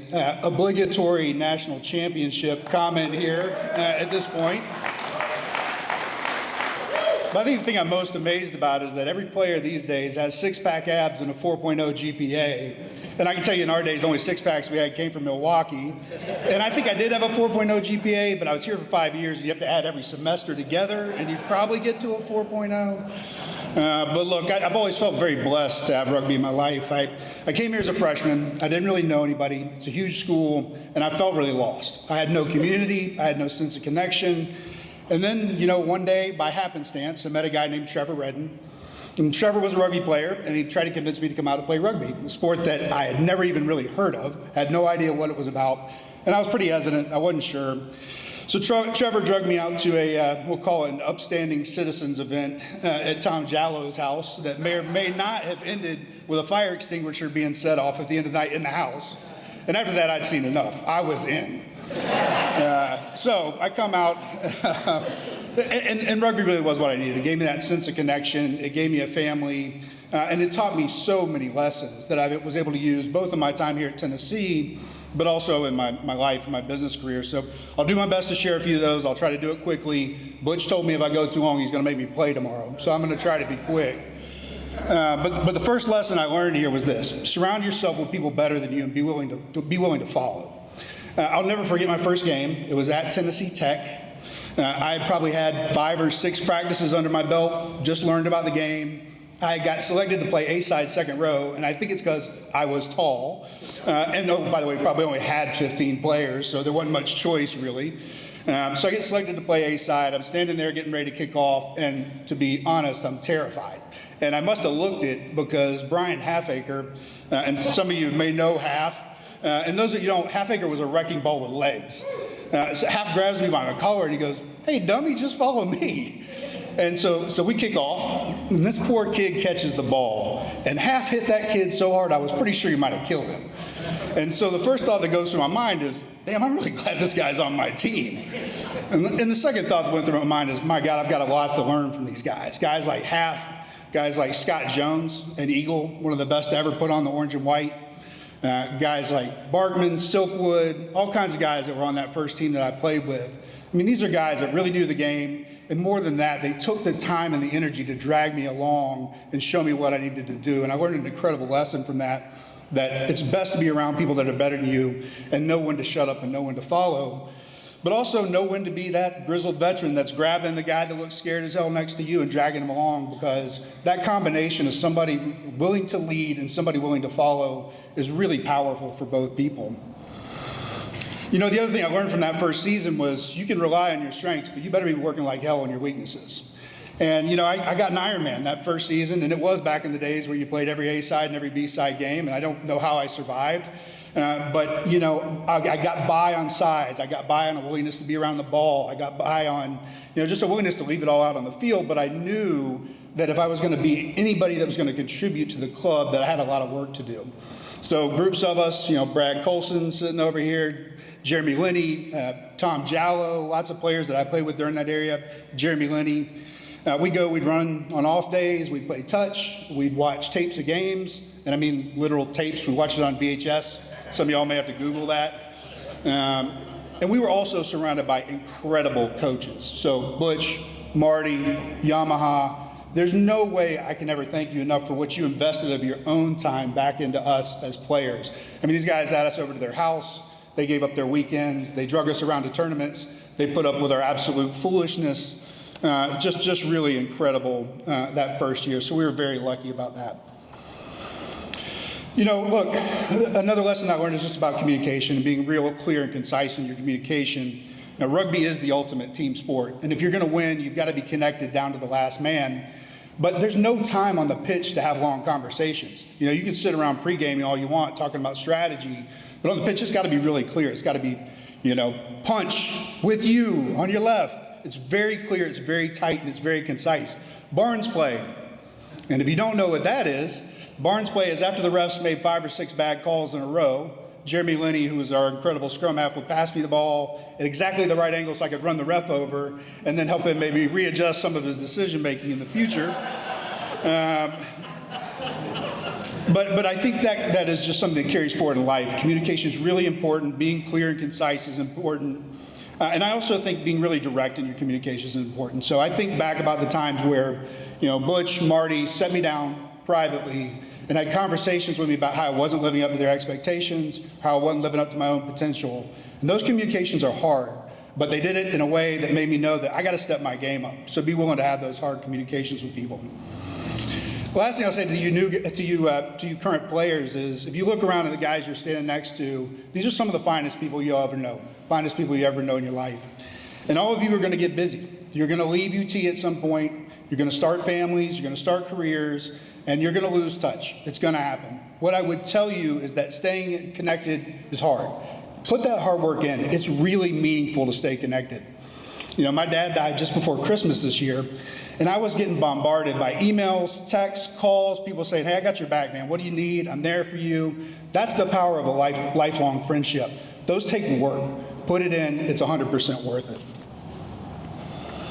So what I'll close with is this. Life is a team sport, just like rugby. And a lot like rugby, it's not about us. It's about way more than just us. Scott Caldwell was a guy I'll call out, an old boy that really took really good care of me. And we are blessed as a Tennessee rugby community to have incredible old boys. Incredible. They took great care of me when I was a player. I know that they do that still. But Scott was one of those guys that would take me out to eat dinner at a restaurant I couldn't afford. He would show up at a practice with a pair of shorts that he knew I couldn't afford and slip them to me quietly. When I made that South All-Stars, I had to go to California. He bought me the plane ticket. I couldn't have paid for it. And it really opened my eyes to the fact that giving back is incredibly important. And there's many others that were like that. Greg Broyles, I'll call you out too, because you're always one of those guys that always took great care of me. And guys, young guys, it doesn't have to be money.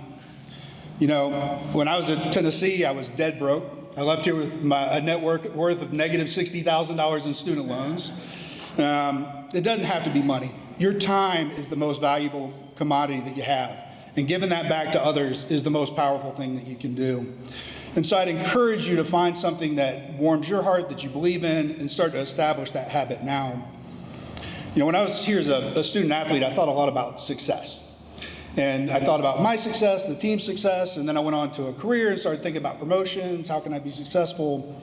But success is a very internally focused metric. It's about yourself, it's about your awards, it's about your accolades and all those kinds of things. And the older I get, maybe it's an age thing, I start thinking more about significance. And significance is what you can give to others. And so I just encourage you to start to form that habit early, start to find ways that you can give back and be significant in other people's lives, because ultimately that's where you'll find the most value. So I think what I'm trying to say is make your checks out to UT RFC, Sexton, which was the Rugby Foundation. There you go. So hey, look, having been captain of this club, having stood in that captain's circle, having been there with a circle of brothers that you knew you were going to lay it all out there for each other on the line every time you stepped on the pitch is absolutely one of the biggest and most humble honors of my life. And this recognition tonight, too, is just incredibly humbling. I can't say it enough, but nobody finds success or significance in this life alone. Everyone who stands in this room, everyone who's a part of the club, stands on the backs of thousands of other players, coaches, families, friends that made this possible for us to play this game. So what I'd say tonight is, to all of you who carried the ball with me along the way, thank you very much.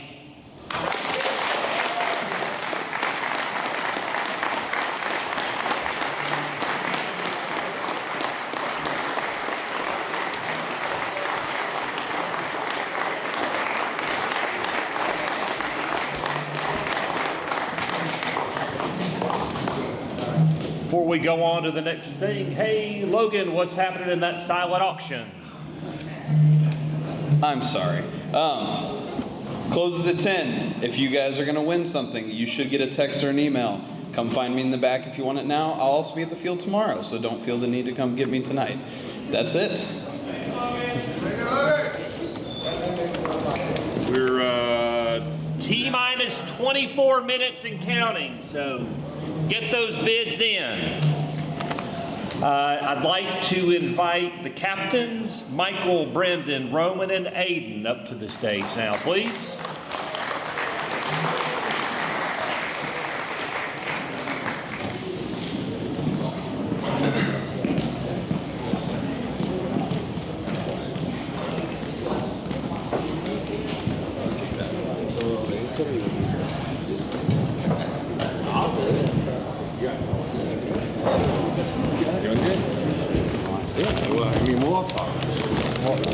All right.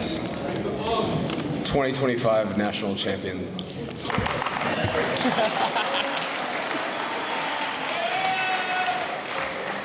All right.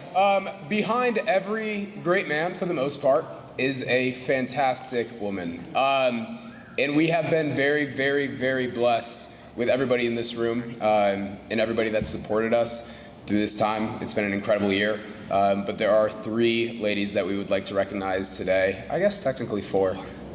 That have been a very, very big part of our journey, and that is Rebecca Robertson, Kelly Tunge, Morgan Anderson, and last but not least, Roz Anderson. If you would like to come up and accept your award.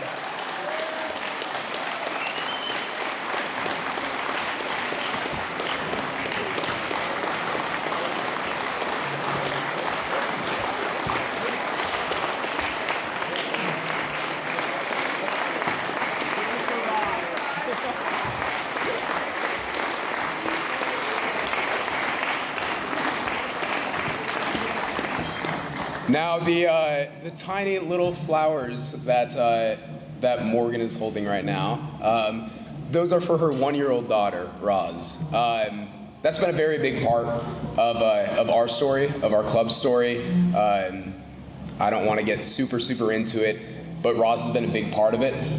There had been some medical issues, and having this family and the support of them and donating their time, their energy, and their house and their barbecue for us has been incredibly special. And being able to go through, I guess, everything that we've done this season with them following the way has been incredibly special. So thank you so much.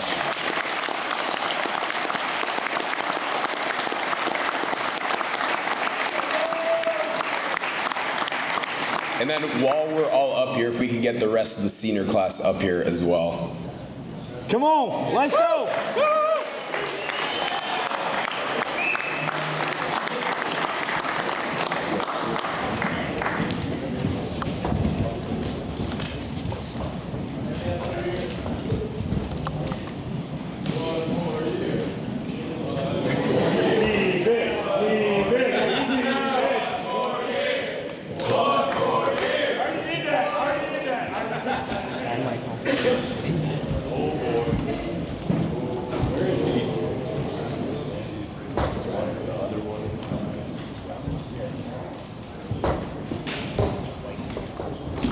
All right, this is real scuffed. But anyways, we've got awards on behalf of all the players and all of the parents out there. A very, very generous donation for all the coaches, the chaplains, and our Father Bob, our priest.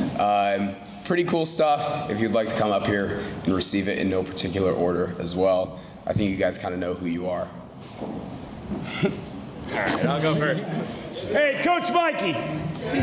Coach Mikey, get up here. Come here, Mikey. Wherever you're at. Come on. Should we just say it? No. Just say it. You're going to say the name. Just say the name. All right, I've got Coach Scott. Let's go.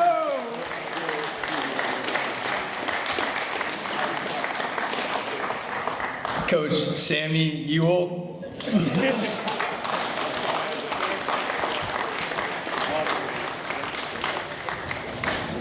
Father Bob.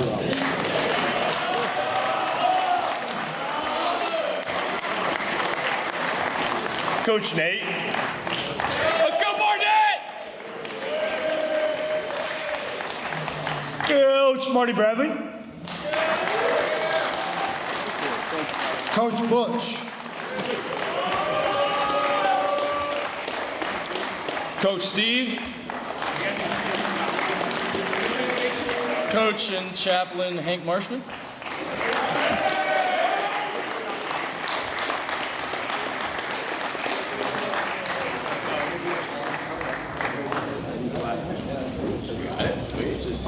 Let's go. I'm going to shout out Coach Jason and Coach Johnson. Go ahead. Last but not least, they're not here, but shout out to Coach Jason and Coach Noss.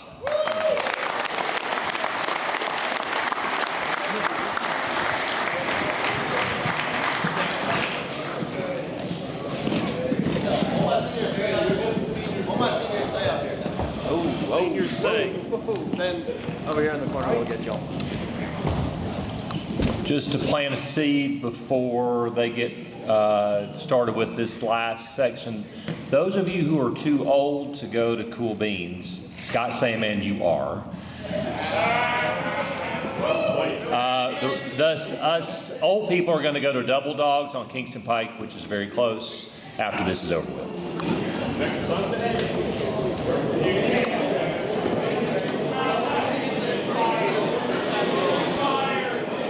Alrighty, these guys are my first freshman class. It's been a great ride. Roman Funkhauser, I'm gonna just call you all out here.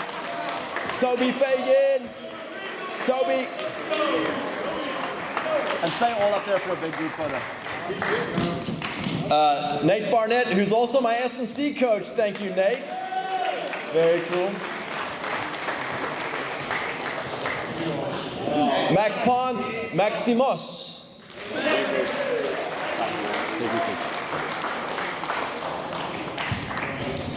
This guy went out early on me because he's too clever. Caleb Stanley.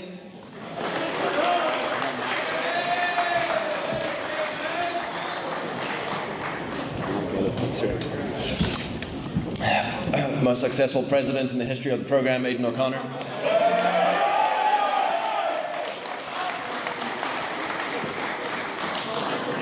One more year, Evan Fiebig.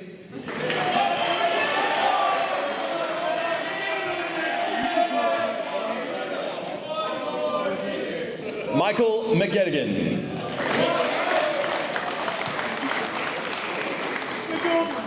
Joey Squirlock.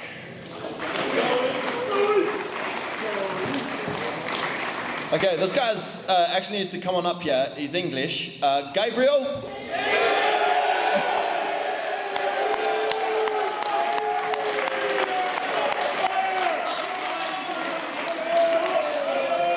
If anyone has a daughter that you are willing to get into a green card marriage, now would be the time.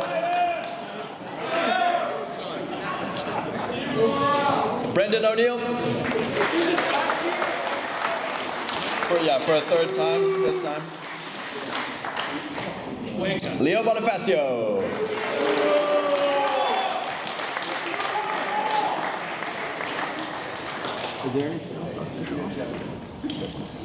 And thus concludes the 2025-2026 Gala. Thank you, everybody. Be blessed. It's a wonderful year.